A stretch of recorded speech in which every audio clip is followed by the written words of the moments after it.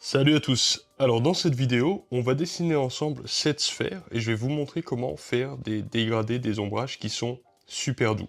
Je vais vous expliquer aussi pourquoi c'est hyper important de faire cet exercice dans 5 minutes, mais avant, je vais vous parler un tout petit peu du matériel. Ah oui, et aussi, bonne année à tous parce que mine de rien, on est en début d'année. Alors, je vais utiliser quelques crayons Tombow. Ensuite, je vais utiliser la gomme mie-de-pain. Ça, c'est un outil ultra important. Et ensuite, l'outil magique avec lequel on va pouvoir faire des ombrages assez doux, c'est de la poudre de charbon et cet outil. Donc ça, c'est une petite éponge en mousse qui est posée sur un couteau. Donc en fait, on balance de la poudre de charbon, mais évidemment, on passe sur le papier directement. Et ensuite, on fait ça avec. Et voilà, ça fait un gris hyper léger et hyper dense, tout simplement qu'on peut étaler à souhait. Et pareil, si on a fait tout simplement des hachures avec un crayon, on peut venir estomper et utiliser la poudre du crayon, en fait, tout simplement pour l'étaler, faire un gris qui va être plus dense et beaucoup plus doux, surtout. Ce qui va être extrêmement pratique pour faire un dessin comme celui qu'on veut faire. Et ensuite, une fois que la petite éponge, elle est chargée en poudre, en fait, si vous voulez, elle devient noire comme celle-ci. Et après, il n'y a plus besoin même de la recharger, elle peut faire des ombrages par elle-même, en fait, si vous voulez. Et ensuite, l'avantage, c'est que grâce à la gomme mie-de-pain, on peut effectivement regommer ce truc-là. Et ça permet de faire des effets divers et variés. Donc, je me suis servi de cette méthode pour faire ce dessin, notamment dans le drapeau, où on peut voir des gris très denses et assez légers, et aussi pour uniformiser en fait certaines zones, et rajouter comme ça comme des voiles de gris un petit peu sur des dessins qui sont plus complexes que simplement une sphère. Ce dessin-là, j'en ferai une vidéo un peu plus détaillée, un de ces quatre, où j'expliquerai de A à Z comment je l'ai fait. Maintenant, la raison pour laquelle c'est hyper intéressant de faire cet exercice de sphère, c'est parce que quand on regarde un portrait à côté d'une sphère, on se rend compte que les deux réagissent exactement de la même façon. La seule chose qui change, en fait, c'est la complexité d'une forme par rapport à l'autre.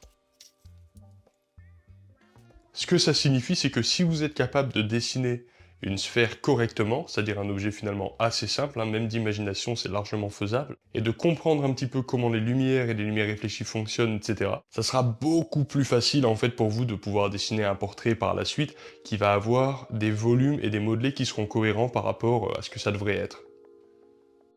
Allez les amis, c'est parti, j'espère que vous avez plus la gueule de bois du nouvel an, parce que mine de rien, ça prend un peu de concentration. J'ai pris un compas, puis j'ai fait un cercle, tout simplement. Et ensuite, j'ai juste chargé mon éponge en graphite. Pour le modèle, j'utilise la sphère en polystyrène que vous avez vu tout à l'heure, c'est un truc qui m'a coûté 10 balles peut-être sur Amazon, un truc comme ça, c'est très pratique, parce que c'est grand, c'est surtout ça qui est bien, c'est d'avoir un objet qui est quand même assez grand, où on peut voir un petit peu les subtilités des formes. Je l'ai placé devant moi, à peu près 1,50 m avec une lumière dessus, histoire de recopier sur le vif, c'est toujours mieux quand on peut le faire. Et ensuite, je vais juste commencer à noter un petit peu certaines valeurs et surtout certaines masses de valeurs. Et le but, c'est de ne pas être trop timide et de ne pas hésiter à en mettre partout. Par contre, faites juste un tout petit peu gaffe de ne pas appuyer comme des malades parce que ça peut faire des traces qui peuvent être indélébiles après, donc il faut faire un petit peu attention quand même. Disons qu'il faut avoir un toucher assez léger. Alors il existe aussi des poudres de charbon qui sont plus foncées, plus denses, mais ça c'est pas le cas en fait. Là on est sur une poudre de graphite et la raison pour laquelle je préfère personnellement c'est parce que ça se gomme mieux. J'ai pas encore trouvé une poudre de charbon qui était vraiment noire et qui se gommait bien, donc pour le moment je fais avec ça et ça fonctionne assez bien. Alors évidemment c'est un peu difficile d'être ultra précis avec cet outil, mais c'est pas fait pour, et même si on peut être quand même assez précis, ça reste un petit peu flou, c'est pas aussi précis qu'une mine de crayon bien taillée, évidemment. Et en gros, pour le moment, j'essaie juste de noter un petit peu l'ambiance générale. Et c'est ça qui est intéressant, parce que dans la vraie vie, de toute façon, du blanc, il y en a très peu. Et là, l'avantage qu'on va avoir, c'est qu'on va pas avoir besoin de faire des hachures croisées sur l'ensemble du dessin, ce qui est super long et pas toujours vraiment nécessaire. Donc en fait, ça nous fait gagner quand même pas mal de temps, surtout au début où on peut en fait poser une valeur un petit peu globale, et ensuite on va pouvoir revenir au crayon. Avec cette poudre de charbon bien précise, je peux pas aller vers quelque chose de très foncé, donc je vais pas tarder à prendre un crayon et à commencer à travailler un petit peu plus le fond. Vous voyez aussi que la zone la plus claire pour le moment, la zone que je laisse la plus claire, c'est la zone qui a la lumière de la sphère. Donc quand je badigeonne pas bêtement, je sais quand même où est-ce que vont être mes lumières, mes ombres, etc. Il faut faire un travail d'observation et de comparaison de valeurs. Bon, à ce moment-là, je pense que j'en ai fait suffisamment. On voit déjà hein, la structure fondamentale du dessin, on voit déjà les ombres, les foncés, le fond qui permet à la sphère blanche de ressortir, etc. C'est déjà pas mal. Donc je vais prendre un crayon Tombow 2B, et puis je vais tout simplement commencer à faire de longues hachures pour faire ressortir la sphère encore plus en fonçant le fond. Rappelez-vous, la lumière jaillit de l'obscurité. Si vous voulez qu'un objet soit lumineux, il faut foncer son contour en fait, ce qu'il y a autour de lui. Donc là, le but pour les hachures, c'est de faire des longues hachures en fait qui vont finir par se croiser et qui permettent en fait de recouvrir du terrain rapidement. Et faites pas trop du coloriage centimètre carré par centimètre carré, essayez plutôt de penser au global, à faire des grands traits comme ça. Ça vous permettra de faire avancer les valeurs petit à petit et de façon progressive. Donc évidemment, vous voyez, quand je passe de l'éponge au crayon, on commence à voir de la texture, on commence à voir des petits traits, etc. C'est pas nécessairement un problème, ça c'est à vous après de voir. Le but de l'éponge, c'est d'adoucir l'ensemble et puis de pouvoir amener des grilles en fait qui vont être plus homogènes plus rapidement. C'est une façon d'optimiser son travail. Ça ne veut pas forcément dire qu'on veut supprimer complètement les petits coups de crayon. En tout cas, moi, c'est pas forcément ma politique, vu que j'essaye pas de faire du photoréalisme. Donc, qu'il y ait une texture, en fait, qui est due à l'outil utilisé, en l'occurrence le crayon, ça me gêne pas, personnellement.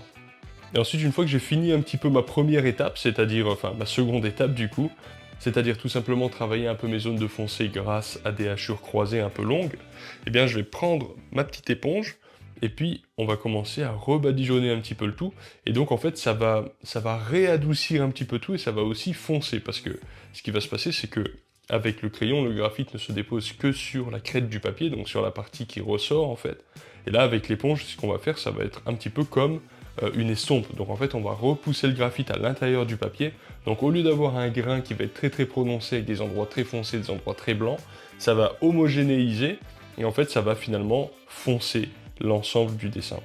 Et vous voyez que je badigeonne pas tout comme un abruti, je fais attention de dessiner avec pour contrôler mes valeurs, parce que sinon, en fait, ça va finir par être flou et ça va finir par être sale aussi, il faut faire attention, ça peut vite devenir assez sale comme méthode.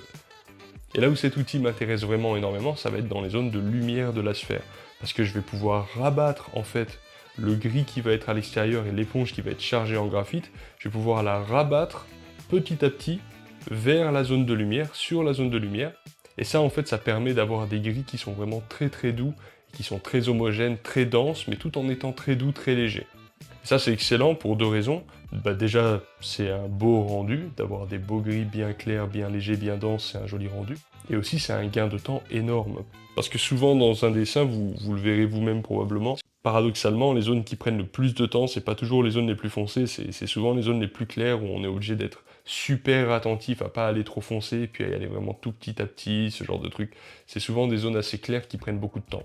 Et grâce à cet outil, effectivement, les zones très claires vont être assez rapides. Après, il va y avoir un jeu d'aller-retour entre le crayon et puis l'éponge. En fait, l'éponge, elle sert, c'est une estompe, en fait, tout simplement. Mais à la différence que une estompe, c'est beaucoup plus précis, c'est beaucoup plus dur, c'est beaucoup plus nerveux, donc on va avoir beaucoup plus de difficultés à faire des aplats très doux à l'estompe. Ça, c'est vraiment conçu pour adoucir de grandes surfaces, et ça marche vraiment très bien dans ce sens. Parce qu'il n'y a pas d'angle, en fait, dessus, c'est pas... ça ne mord pas à l'intérieur du papier, c'est toujours très doux comme rendu. On va augmenter un petit peu le contraste du Terminator grâce à des hachures croisées avec mon crayon 2B. Si vous voulez approfondir un petit peu les arcanes du réalisme, procurez-vous mon bouquin, c'est vraiment ça le sujet. Ou alors regardez ma formation, le portrait réaliste, c'est vraiment là-dessus qu'on bosse. Mais en gros, le Terminator, si vous voulez, c'est tout bête, c'est tout simplement la frontière entre l'ombre et la lumière. Quand un objet est à la lumière, eh bien, il y a une zone à l'ombre, et puis il y a une zone à la lumière, et il y a une transition. Et cette transition s'appelle le Terminator, et en général, c'est une zone qui est légèrement plus foncée. Et comme vous pouvez voir, il y a cette espèce d'arc en fait qui passe autour de la sphère et qui est légèrement plus foncé, et c'est ça le Terminator. Et donc une fois que j'avais travaillé ma zone de lumière de façon assez rapide au final avec l'éponge, j'ai pas mal concentré mon attention sur le Terminator et puis la zone à l'ombre en faisant en sorte de pas aller trop foncé, parce que la zone à l'ombre, il y a de grosses lumières réfléchies dessus. Et j'avais envie de le laisser comme ça pour donner cet aspect quand même assez lumineux à l'objet.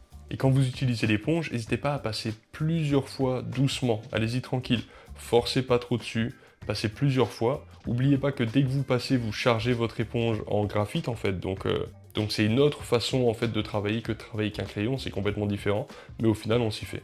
Sur votre propre dessin, si vous voulez voir si vous êtes sur la bonne voie ou pas, plissez les yeux assez fortement, ça va compresser les valeurs, et vous pourrez voir ensuite de façon claire si la zone de lumière se ressent bel et bien comme étant à la lumière, et si la zone d'ombre se ressent bel et bien comme étant à l'ombre. Je rabats du bas vers le haut, le gris en fait qui est un petit peu partout, de sorte à augmenter en fait la forme sphérique de la sphère. dans la zone de lumière. Et ce qui est sympa, c'est que ça rajoute des gris extrêmement légers à chaque fois. Chaque coup est quasiment imperceptible en fait. Et c'est des gris très légers qui se mettent sur beaucoup d'espace, parce que l'éponge en elle-même, elle est quand même assez balèze comparée à un crayon, donc ça prend beaucoup d'espace. Et ça permet du coup de créer comme ça cette impression de rondeur beaucoup plus facilement qu'avec un crayon à papier. Bon, alors j'ai cette tache d'humidité là qui s'est qui s'est posée sur mon dessin en fait, alors il devait y avoir un point d'humidité, et puis en fait le graphite s'est mis dessus, puis du coup ça partira pas.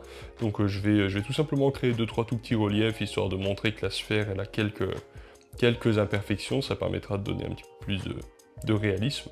Et donc je vais utiliser cette tâche en disant que la partie foncée, bah, c'est une partie à l'ombre, et donc je vais tout simplement faire une petite partie à la lumière à côté, et hop, le tour est joué, on dirait qu'il y a un trou dans la sphère maintenant, et ça fonctionne très bien comme ça.